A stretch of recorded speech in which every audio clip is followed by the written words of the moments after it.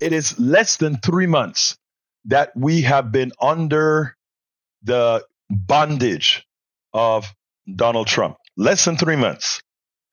And we continuously learn more and more about how his mind works. Now, Rachel Maddow had a piece today that should scare everyone, because we're only under 3 months into the administration means there's another 3 years and 9 months and a few weeks left of this administration. And if so much damage can be done in this amount of time, just think what would happen if Congress stays silent, if the Supreme Court and the district courts and the circuit courts don't do their jobs as they should, which we have no guarantee that they will. The courts are holding thus far, but not the Republican Congress or the Republican Senate. I want you to listen to the genesis of Trump's tariffs that's putting the world economic system on the brink. So I want you to listen to the genesis of this, and then we'll take it on the other side. It is hard to get your head around how much damage this one man can cause. I think it's even harder to get your head around simultaneously the fact that he can do damage of this magnitude with such a teeny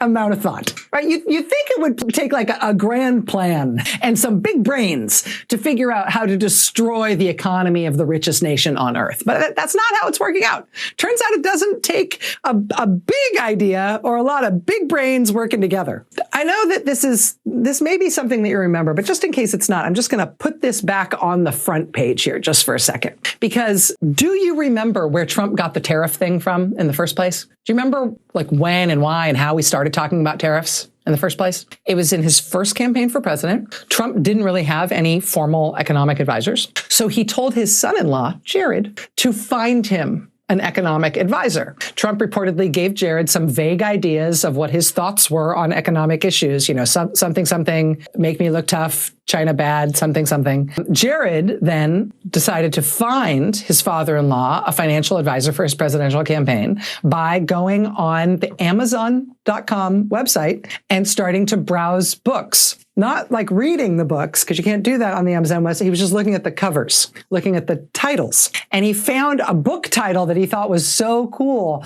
The title was Death by China. Oh my God, that's so cool. That's so awesome. And that apparently was it. This quote from Vanity Fair. Trump gave Jared a summary of his views and then asked him to do some research. Kushner simply went on Amazon, where he was struck by the title of one book, Death by China, co-authored by a man named Peter Navarro. Jared then cold called Navarro, a well-known trade deficit hawk who agreed to join the team as an economic advisor. Navarro was a major advocate for an aggressive pro-tariff policy. Where did Peter Navarro get his idea that tariffs would be a good policy for America? What was his backup for that conviction?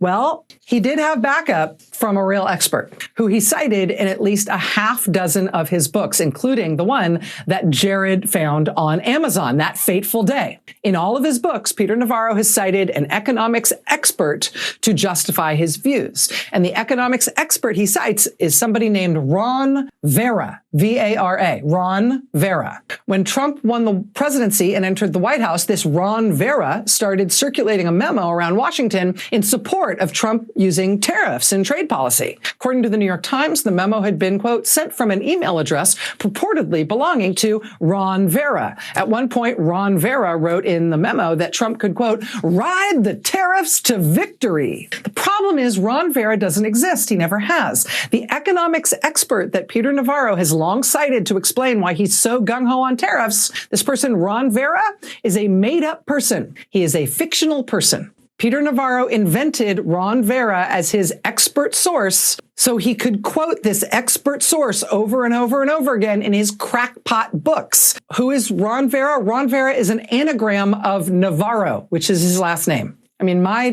name anagrams to Macho Waddler, but I don't see myself trying to talk you into doing what Macho Waddler wants, right? But that really is how the Trump administration crafted its tariff policy. That's where Trump came up with the tariff idea. circulating a fake memo from a fake person with a fake email address in order to make it look like this was a serious issue being debated by real experts. That is the intellectual basis on which Donald Trump today wiped $6 trillion of wealth out of existence and crashed America's markets and brought America and the world to the brink of a self-inflicted, on-purpose, global Great Depression along the lines of what we had in 2008 and what the pandemic inflicted upon us in 2020. This time, the global disaster is Donald Trump's big brain.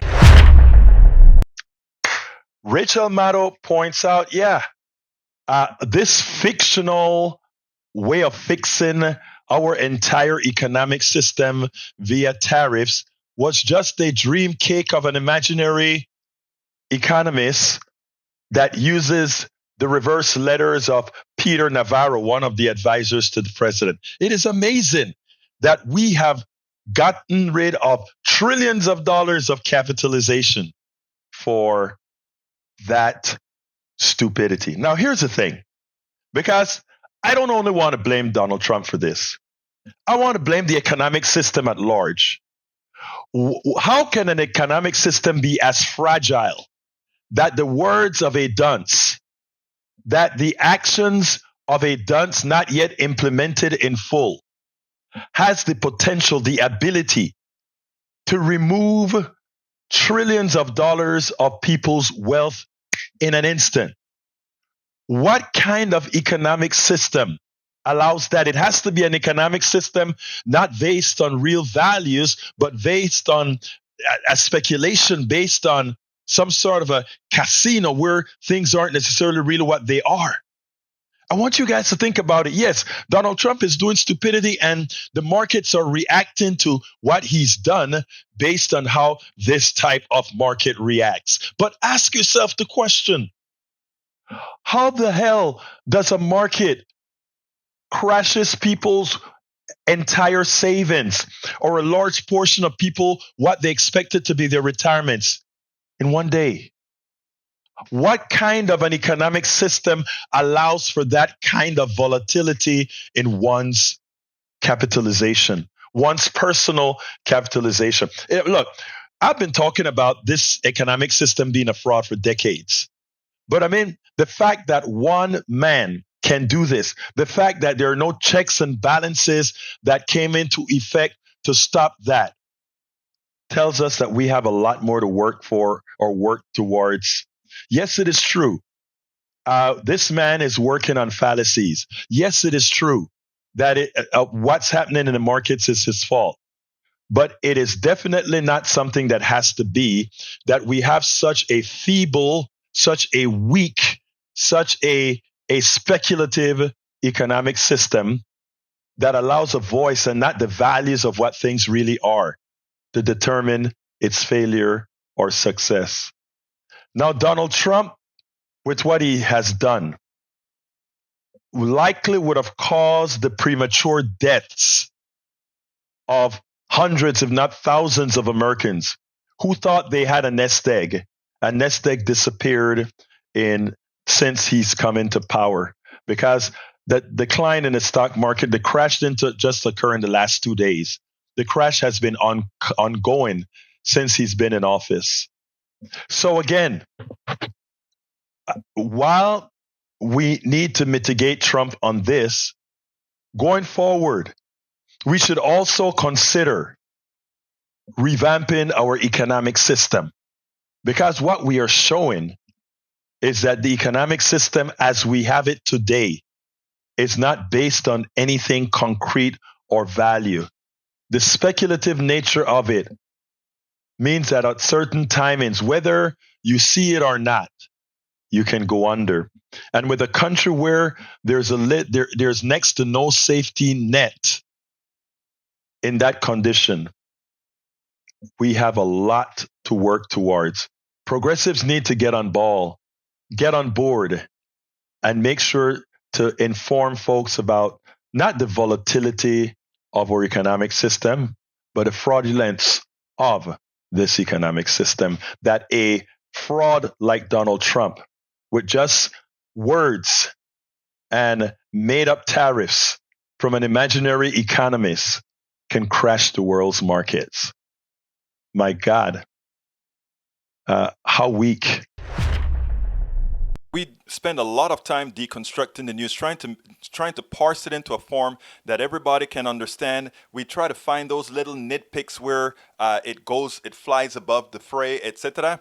If you really like these videos that we do, I want to ask a big favor. Please go ahead, number one, subscribe to our channel, and number two, please join if you can. Thank you so kindly for watching. Keep watching. Please remember to share. We must populate the entire internet with our progressive message, a message that we know is what most Americans say that they want. So help us, please join.